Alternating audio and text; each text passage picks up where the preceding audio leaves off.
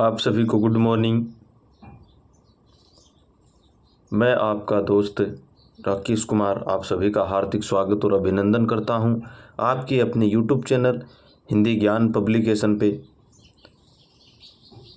और हम लोग हिंदी साहित्य पढ़ रहे थे, हमारा टॉपिक चल रहा था हिंदी साहित्य, जिसमें हमारी ये जो क्लास है आज की ये 47 यानी 47 की क्लास है। भक्ति काल में सगुण भक्ति काव्यधारा के जो कवि है वो पढ़ रहे हैं। और सगुण भक्ति काव्यधारा के अंदर कृष्ण भक्ति काव्यधारा, सगुण भक्ति काव्यधारा में हमने दो विभाजित किए थे। सगुण भक्ति काल के अंदर हमने इसको दो भागों में विभाजित किया। पहला था उसका नाम कृष्ण भक्ति काल, दूसरे का नाम राम भक्ति काव्यधारा। यानी हमारा ये पहला चल रहा है जिसका नाम कृष्ण भक्ति काव्यधारा है। इसको हम आज पूरा कर लेंगे। दो प्रमुख रचनाकार इसमें बचे हैं, तो आइए हम बिना किसी देरी किए हुए हम सीधी चर्चा करते हैं। हमारे आज के टॉपिक हमने कहाँ तक छोड़ा था? कल हमने मीराबाई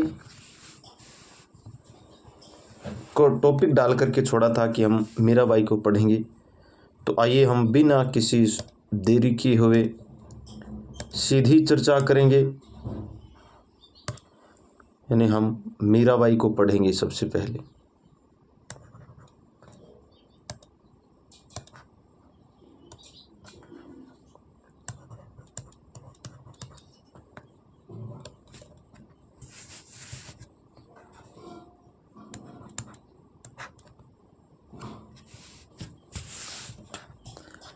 मीराबाई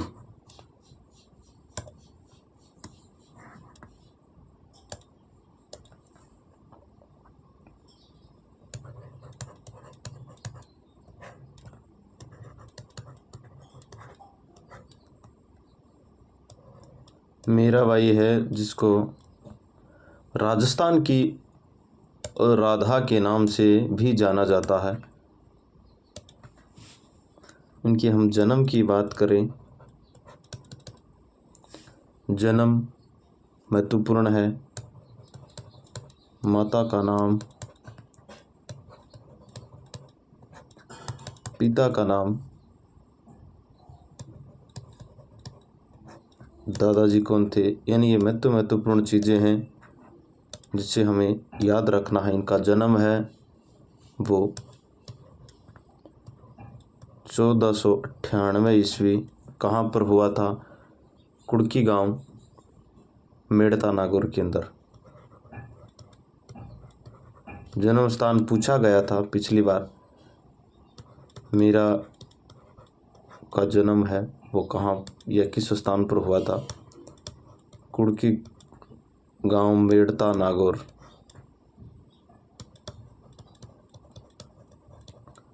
मेड़ता नागौर। माता का नाम है वो वीर कुमारी था। माता का नाम वीर कुमारी।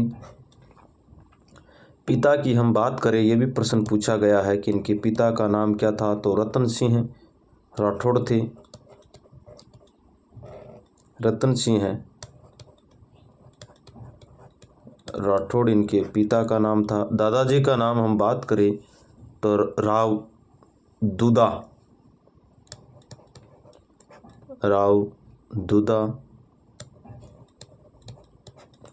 दूदा है इनके दादाजी का नाम था। और इनको राजस्थान की राधा कहा जाता है। मीरा को राजस्थान की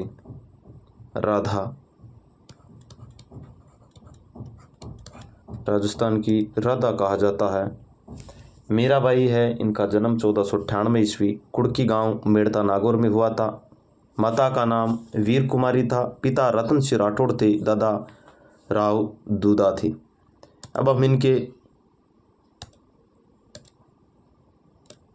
यानी इनके पति की बात करें तो भोजराज थे कि मृत्यु, विवाह कब हुआ, इनके गुरु कौन थे, सीधा सीधा प्रश्न पूछा जाता है। तो हम इनके पिता हो गए। इनके पति की बात करें कि पति का नाम, इनकी मृत्यु कब हुई थी, मृत्यु विवाह कब हुआ था इनका, और इनके गुरु कौन थे। ये बेसिक चीज़ें हैं, लेकिन इनसे प्रश्न पूछा जाता है हमें तो गलत हो जाता है, क्योंकि ज़्यादातर बेसिक चीज़ें ही हमें गलत होती है। मेवाड़ के महाराणा सांगा के ज्येष्ठ पुत्र थे, तो हम लिखेंगे कि मेवाड़ के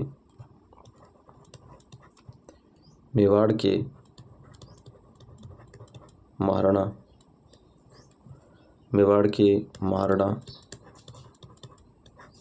सांगा के ज्येष्ठ पुत्र जिनका नाम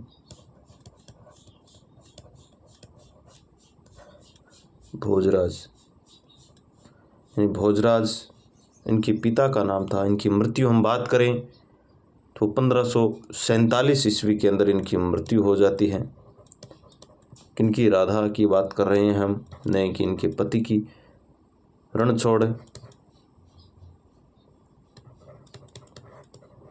रणछोड़दास मंदिर है जो गुजरात में पड़ता है। रणछोड़दास मंदिर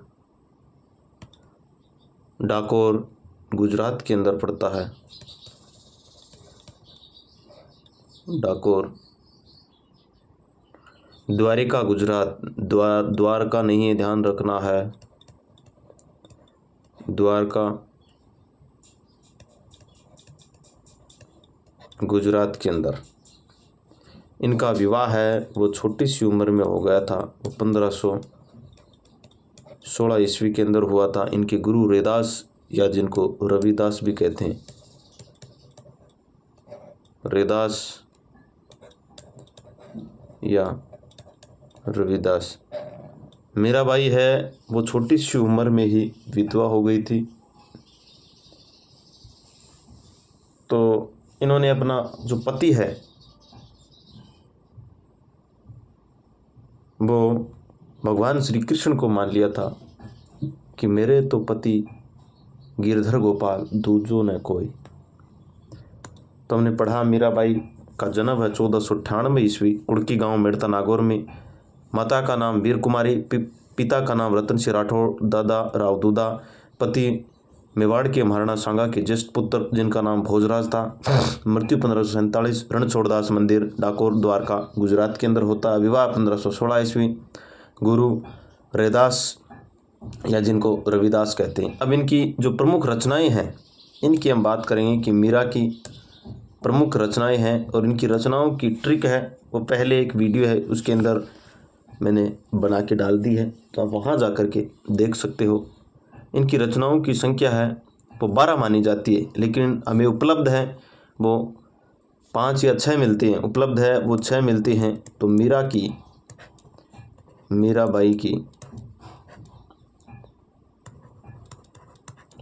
की रचनाएं कौन कौन सी रचनाएं हैं।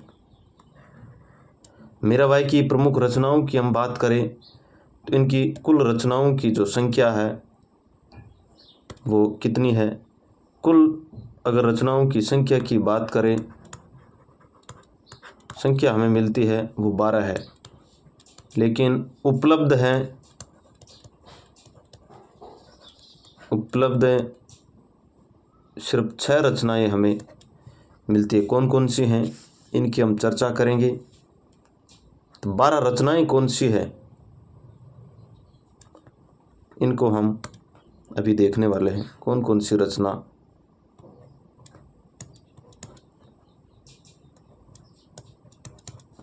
पहली रचना का नाम है राग गोविंद। मैंने ट्रिक बताई थी कि मीरा ने नरसी को गोविंद के गीत अनेक रागों में सुनाए। पहली रचना का नाम राग गोविंद, दूसरी रचना का नाम गीत गोविंद,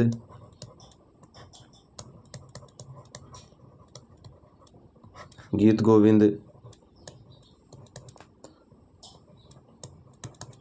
तीसरी रचना का नाम है नरसी जी का मायरा,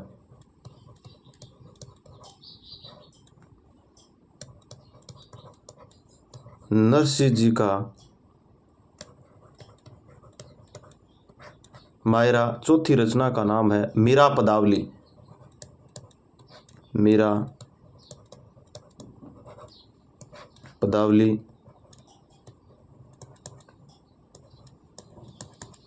पांचवी रचना का नाम है राग सोरठा,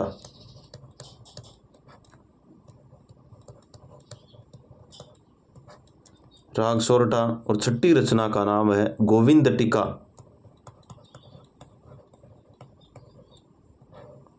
गोविंद टीका। और इन रचनाओं की जो ट्रिक है,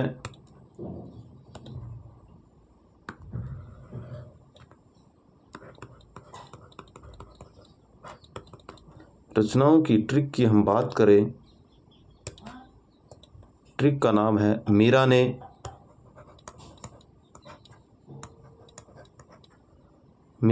नरसी को, मीरा ने नरसी को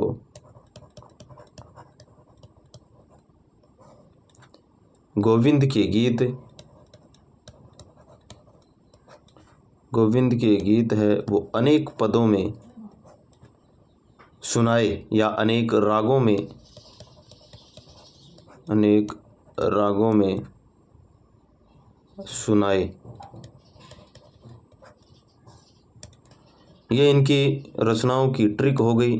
अब इनकी रचनाओं की हम ट्रिक है कौन कौन सी हैं। सबसे पहले तो मीरा की हम बात कर रहे हैं, तो नरसी का मायरा हो गई। उसके बाद गोविंद के गीत, यानी गोविंद गीत गोविंद हो गया, गोविंद के गीत और गीत गोविंद हो गया, या इसको हम अनेक रागों में सुनाए, अनेक रागों में, राग सोरठा हो गया, अनेक रागों में सुनाए राग सोरठा होगा। तो ये ट्रिक है मीरा की रचनाओं की। अब कुछ महत्वपूर्ण फैक्ट है जिसको हम नोट करते लिखेंगे। नोट को हिंदी में विशेष कहते हैं, और विशेष करके हम लिखेंगे वो ये है कि मीरा मुक्तावली का संपादन किसने किया था। ये प्रश्न पूछा गया है बहुत बार। संपादन है नरोत्तम दास जी ने किया था। और कभी कभी मीरा की भक्ति भी सीधा प्रश्न पूछ लिया जाता है कि निम्नलिखित में से मीरा की भक्ति कौन सी है। तो माधुर्य भाव की भक्ति है, इसको भी हम नोट डाउन करते लिखेंगे कि मीरा मुक्तावली का संपादन, मीरा मुक्तावली, मीरा मुक्तावली का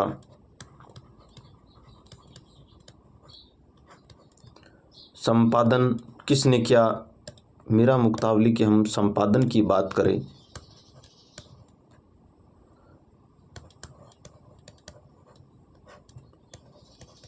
नरोत्तम दास जी, नरोत्तम दास ने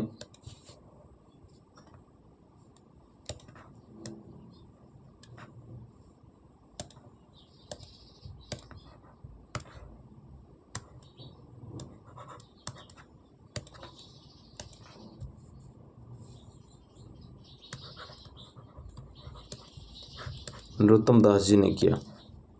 अब इनकी भक्ति की हम बात करें तो इसको भी हम विशेष करके लिखेंगे, क्योंकि ये प्रश्न है बार बार पूछा जाने वाला प्रश्न है। तो इनकी भक्ति है वो माधुर्य भाव की भक्ति थी। तो मीरा की भक्ति है वो माधुर्य भाव की भक्ति है।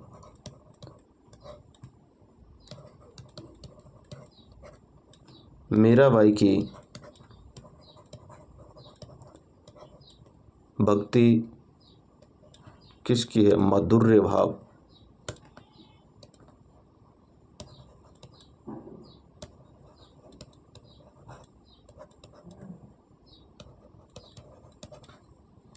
मीरा की भक्ति वो माधुर्य भाव की थी। तो ये हमने मीरा जी से संबंधित जितने भी महत्वपूर्ण पॉइंट थे आने वाले एग्ज़ाम में वो हमने पढ़ लिए। मीरा है, उसको राजस्थान की क्या कहते हैं? राजस्थान की राधा कहा जाता है। जन्म 1498 कुड़की गांव मेड़ता नागौर में। माता का नाम वीर कुमारी, पिता रतन सिंह राठौड़, दादा राव दूधा थे। पति का नाम भोजराज थे, जो सांगा के ज्येष्ठ पुत्र थे, मेवाड़ के थे। मृत्यु 1547 ईस्वी, रणछोड़दास मंदिर डाकोर, द्वारका, गुजरात में। विवाह 1516 ईस्वी के अंदर। गुरु रविदास या रविदास। मीरा की रचनाओं की संख्या, तो टोटल जो रचनाएं हैं उनकी संख्या तो कितनी है? 12 है, लेकिन हमें उपलब्ध सिर्फ कितनी होती हैं? 6 मिलती हैं। तो हमने इसको ट्रिक के माध्यम से देखा कि मीरा ने नरसी को गोविंद के गीत अनेक रागों में सुनाई। राग गोविंद है, अनेक गोविंद हो गए, तो राग गोविंद हो गया, राग सोरठा हो गया, 2 इससे संबंधित हो गई। गीत गोविंद हो गया। नरसी हो गया। मीरा की पदावली यानी मीरा हो गई। राग सोरठा अनेक रागों में। गोविंद का मतलब गोविंद टीका, ये हो गई। तो ये मीरा की रचनाओं की ट्रिक थी। अब विशेष करके हमने लिखा कि मीरा मुक्तावली का संपादन है नरोत्तम दास जी के द्वारा किया गया। उसके बाद हमने एक और बात महत्वपूर्ण जिसको लिखा वो है कि मीरा की भक्ति है वो माधुर्य भाव की भक्ति है। अब हम अगले जो कवि है या जिन हम की बात करें, सगुण भक्ति काल है, उसके अंदर कृष्ण भक्ति काव्यधारा के अंतिम कवि हैं, उनका नाम है रसखान। कृष्ण भक्ति, उसके बाद हम राम भक्ति काव्यधारा पढ़ेंगे। तो रसखान जी, रसखान, इनका भी स्थान है साहित्य में, महत्वपूर्ण स्थान है। इनकी जन्म की बात करें, ये अकबर के समकालीन थे। अकबर कब था? 1556 से 1605 तक। और भारतेंदु हरिश्चंद्र ने रसखान और अन्य मुसलमान कवियों के लिए एक पंक्ति कही है कि इन मुसलमान हरिजन पर कोटिन हिंदू वारी पंक्ति का प्रयोग किया है। और रसखान ने भागवत का फारसी भाषा में अनुवाद किया और फारसी और हिंदी भाषा में अनुवाद किया था। रसखान है वो विठलनाथ के शिष्य थे। और वल्लभ संप्रदाय की हम बात करें तो वल्लभ संप्रदाय के सदस्य रहे। और रसखान है वो भक्ति काल में तो कृष्ण भक्ति काव्यधारा के अंदर स्थान रखते हैं और रीति काल में रीति मुक्त कवियों में भी स्थान रखते हैं। ये महत्वपूर्ण है। इनके काव्य में भक्ति रस और श्रृंगार रस की प्रबलता मिलती है। और रसखान की जो रचनाएं हैं वो हमें 6 रचनाएं मिलती हैं, जिनको हम एक ट्रिक के माध्यम से समझेंगे। और ये ट्रिक है, इसका वीडियो मैंने पहले एक वीडियो है उसके अंदर अपलोड कर दिया। तो हम इनके जन्म की बात करें तो इनका जन्म 1548 ईस्वी बिहानी गांव दिल्ली के अंदर होता है। मृत्यु 1628 वृंदावन मथुरा उत्तर प्रदेश में। बचपन का नाम सैयद इब्राहिम था। तो इनके हम जन्म की बात करें, इनका जन्म कब हुआ,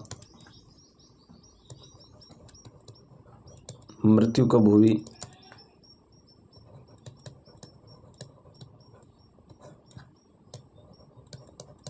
बचपन का नाम और कुछ चीज़ें हम विशेष करके भी लिखेंगे।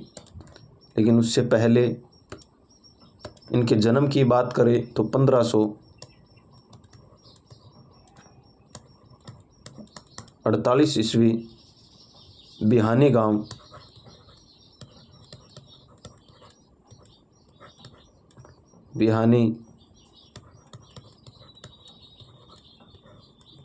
दिल्ली। मृत्यु 1628 ईस्वी वृंदावन उत्तर प्रदेश में। मथुरा उत्तर प्रदेश, वृंदावन मथुरा उत्तर प्रदेश में। इनके बचपन का नाम सैयद इब्राहिम, सैयद इब्राहिम।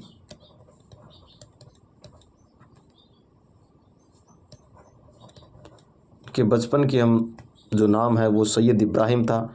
ये अकबर के समकालीन थे, इस बात को हमें भी याद रखना है। ये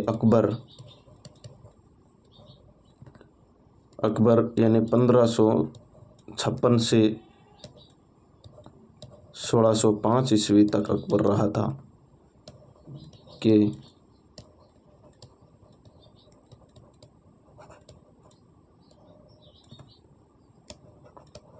ये अकबर के समकालीन रहे हैं। इनके रस खान की जन्म है वो 1548 ईस्वी, बिहानी गांव, दिल्ली।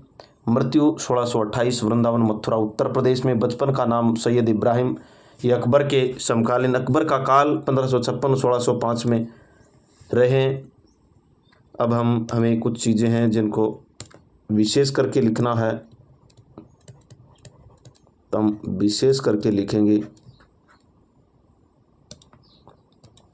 वो ये है कि भारतेंदु हरिश्चंद्र ने रसखान और अन्य मुसलमान कवियों के लिए एक पंक्ति प्रस्तुत की है।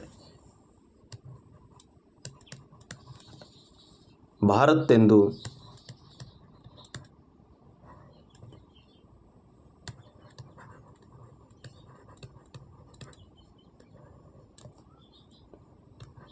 हरिश्चंद्र ने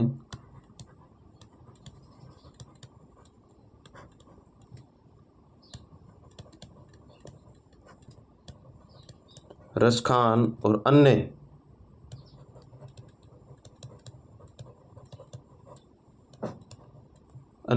मुसलमान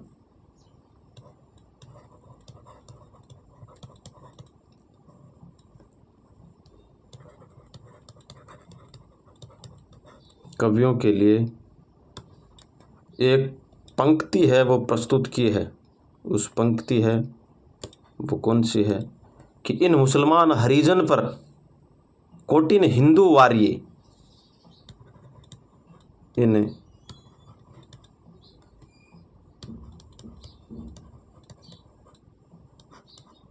इन मुसलमान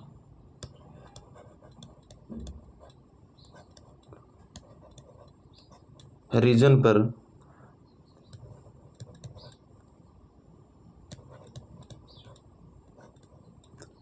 कोटिन हिंदू वारिये।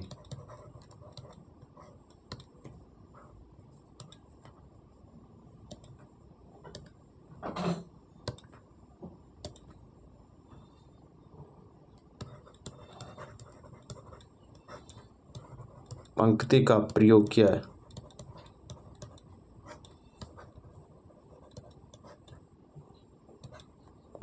पंक्ति का इन्होंने प्रयोग किया। दूसरी जो महत्वपूर्ण बात है वो ये है कि रसखान ने भागवत का फारसी और हिंदी में अनुवाद किया था।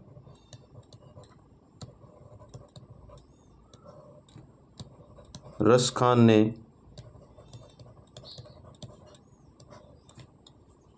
भागवत का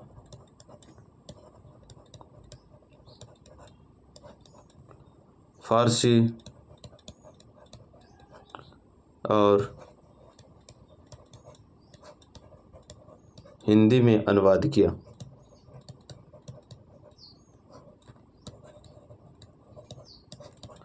रसखान जी ने जो भागवत है, भागवत का फारसी भाषा में और हिंदी भाषा में अनुवाद किया, हिंदी भाषा में अनुवाद किया था। रसखान है, अगला जो महत्वपूर्ण है वो ये है कि रसखान विठलनाथ के शिष्य और वल्लभ संप्रदाय के सदस्य रहे हैं। रसखान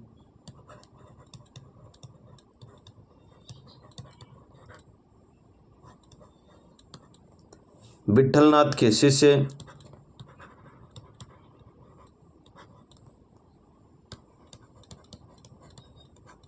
और वल्लभ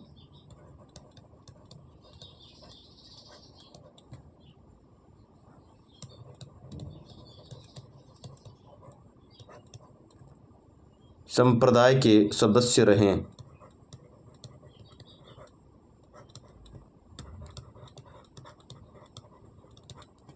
ये विठलनाथ जी के शिष्य थे, वल्लभ संप्रदाय के भी सदस्य रहे हैं। अब अगली जो महत्वपूर्ण बात है जिसको हम विशेष करके लिखेंगे वो ये है कि भक्तिकालीन कृष्ण भक्त कवियों और रीतिकालीन रीति मुक्त कवियों में रसखान को स्थान दिया जाता है।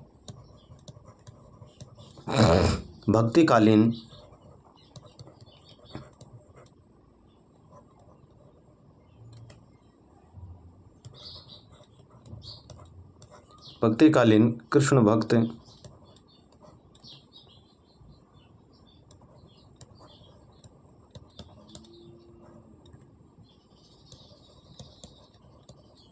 कवियों और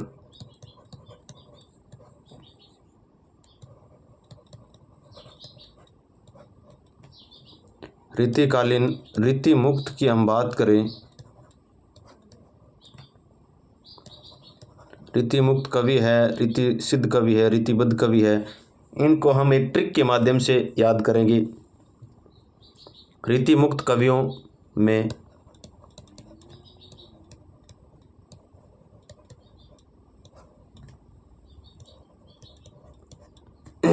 रसखान को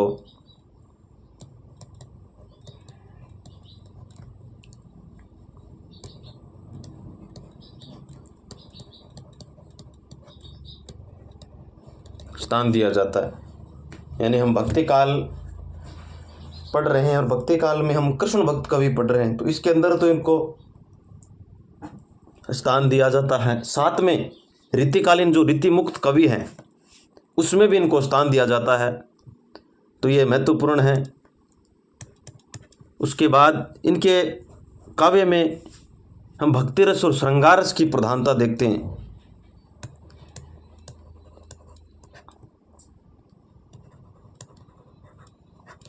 इनके काव्य में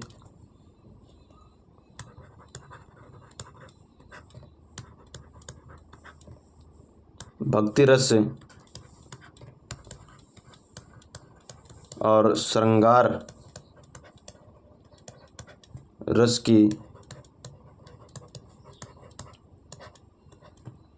प्रधानता हमें मिलती है। तो इनके काव्य के अंदर भक्ति रस है और श्रृंगार रस की प्रधानता मिलती है। रसखान की समाधि है वो महावन, मथुरा, उत्तर प्रदेश में।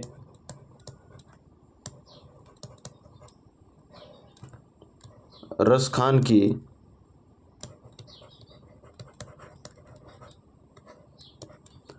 समाधि महावन, उत्तर प्रदेश में।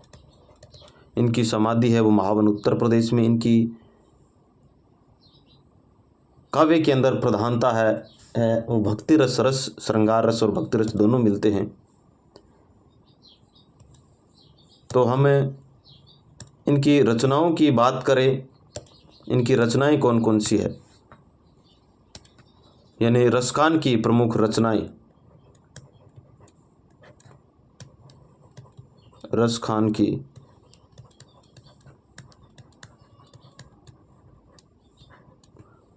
प्रमुख रचनाएं, इनकी प्रमुख रचनाएं कौन कौन सी है इनके बारे में हम, तो इनकी कुल 6 रचनाएं हैं।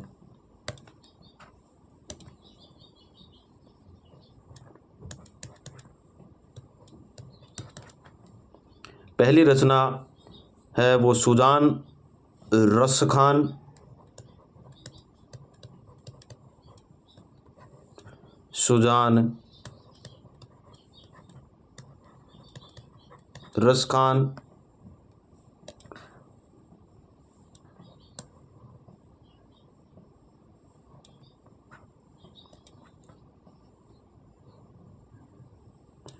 इनकी दूसरी रचना है वो प्रेम वाटिका। प्रेम वाटिका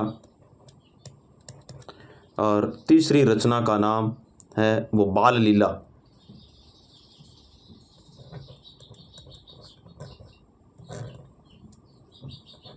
बाल लीला।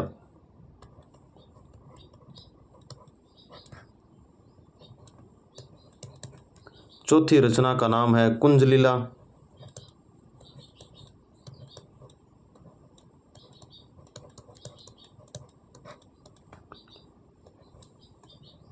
पांचवी रचना का नाम है रास लीला।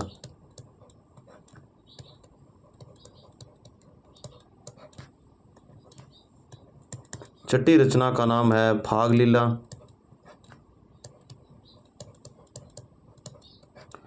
पहली रचना का नाम सुजान रसखान, दूसरी रचना प्रेम वाटिका, बाल लीला तीसरी, चौथी कुंज लीला, पांचवी है रास लीला, छठी का नाम है फाग लीला। अब हम इनकी रचनाओं की ट्रिक है, वैसे तो पहले वीडियो के अंदर मैंने डाल दी है, लेकिन अब साथ में चल रहे हैं तो इनकी रचनाओं की ट्रिक है वो बालक रसखान को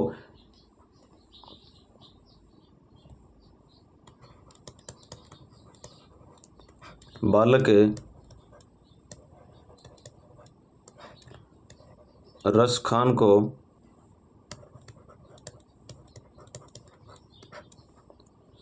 सुजान से प्रेम हो गया, सुजान से प्रेम हो गया, इसलिए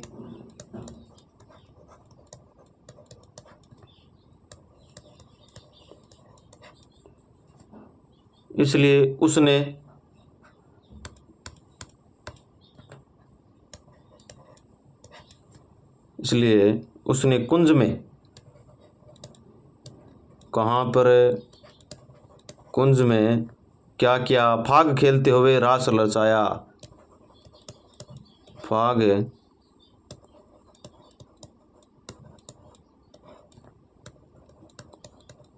खेलते हुए रास रचाया। यानी कौन कौन सी रचनाएं हैं ये ट्रिक के अंदर आ गई।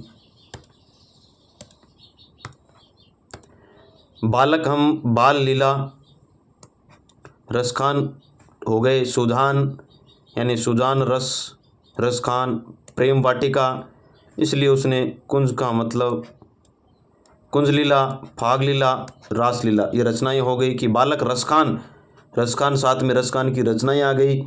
सुजान से प्रेम हो गया इसलिए उसने कुंज में फाग खेलते हुए रास रचाया। यानी ये 1 2 3 4 5 6 टोटल कितनी रचनाएं हैं, 6 रचनाएं हैं, जिसको हमने एक ट्रिक के माध्यम से समझ लिया। पहली रचना का नाम सुजान रसखान, प्रेम वाटिका, बाल लीला, कुंज लीला, रास लीला और फाग लीला। तो ये हमने आज रसखान जी को भी पढ़ लिया। सबसे पहले हमने क्या पढ़ा है, मीराबाई की प्रमुख, यानी मीराबाई को पढ़ा। मीराबाई को राजस्थान की राधा कहा जाता है। इनका जन्म 1498 ईस्वी कुड़की गांव मेड़ता नागौर में। माता का नाम वीर कुमारी, पिता रतन सिंह राठौड़, दादा राव दूधा, पति भोजराज थे। मृत्यु 1547 में रणछोड़ दास मंदिर नाचते हुए इनकी मृत्यु हो जाती है। ये रणछोड़ दास जी का मंदिर है, वहाँ पर इन्होंने नृत्य शुरू किया और नृत्य करते हुए इनकी मृत्यु हो गई। विवाह 1516 ईस्वी के अंदर हुआ। हरिदास जी इनके गुरु थे। मीरा की प्रमुख रचनाएं हैं, उनकी संख्या तो 12 मानी जाती है, लेकिन हमें उपलब्ध सिर्फ 6 मिलती है। पहली रचना रास गोविंद, गीत गोविंद, नरसिंह जी का मायरा, मीरा, पदावली, राग सोरठा, गोविंद टीका। ट्रिक लिखी हमने, मीरा ने नरसिंह को गोविंद के गीत अनेक पादों अनेक रागों में सुनाए। और उसके बाद हमने लिखा कि मीरा मुक्तावली का संपादन नरोत्तम दास जी ने किया था। मीरा की भक्ति माधुर्य भक्ति थी। अब रसखान, उसके बाद हमने रसखान का जन्म 1548 ईस्वी बिहानी गांव दिल्ली, मृत्यु 1628 वृंदावन मथुरा उत्तर प्रदेश में। बचपन का नाम सईद इब्राहिम, ये अकबर के समकालीन थे। भारतेंदु हरिचंद ने रसखान के लिए और अन्य मुसलमान कवियों के लिए एक पंक्ति प्रस्तुत की, जो पंक्ति है कि इन मुसलमान हरिजन पर कोटिन हिंदू वारिये, विशेष करके लिखा कि भागवत और फारसी का हिंदी में अनुवाद, भागवत का फारसी और हिंदी में अनुवाद है वो रसखान ने किया। रसखान विठलनाथ के शिष्य और वल्लभ संप्रदाय के सदस्य रहे हैं। यह भक्तिकालीन कृष्ण भक्त कवियों और रीतिमुक्त रीतिकाल के रीतिमुक्त कवियों में रसखान को स्थान दिया जाता है। उसके बाद हमने इनके काव्य की जो रस है, काव्य के अंदर भक्ति रस श्रृंगार में मिलता है। इनकी समाधि महावन उत्तर प्रदेश में मिलती है। उसके बाद हमने पढ़ा रसखान की प्रमुख रचनाएं, सुजान रसखान, प्रेम वाटिका, बाल लीला, कुंज लीला, रास लीला, फाग लीला। इनकी ट्रिक लिखी कि बालक रसखान को सुजान से प्रेम हो गया, इसलिए उसने कुंज में भाग खेलते हुए रास रचाया। तो यह थी इनकी ट्रिक। तो आज हमने प्रमुख 2 कवियों और साथ में कृष्ण जो भक्त काव्यधारा है सगुण भक्ति के अंदर, उसको हमने पढ़ लिया। कल हम पढ़ने वाले हैं वो है कि दूसरे जो कृष्ण भक्ति काव्यधारा है सगुण भक्ति के अंदर वो कर ली। अब कल हम पढ़ेंगे राम भक्ति काव्यधारा। तो कल हम राम भक्ति काव्यधारा को पढ़ने वाले हैं। तो आज हम इतना ही, मिलते हैं अगली क्लास में। तब तक के लिए मेरे सभी साथियों को राधे राधे, जय श्री राम, जय श्री कृष्णा।